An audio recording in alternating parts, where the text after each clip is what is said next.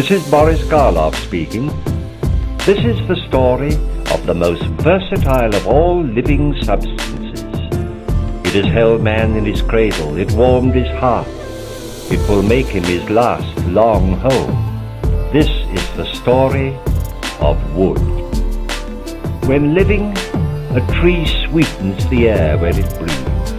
It lays the dust and tempers the wind, and when it is felled, sawn and seasoned, it lays bare the hidden beauty of its heart in figures and grains more lovely than the most premeditated design.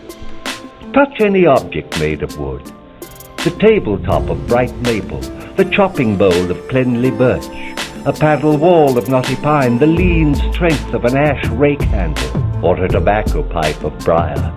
Pass your fingers over this wood, then press your full palm upon its firmness.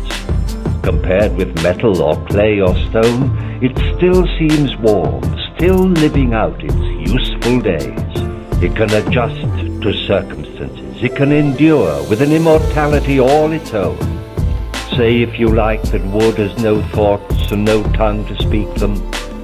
But let him who says this look into his own heart and produce for us a thought that will warm the hearth of a friend or endure 1,000 years.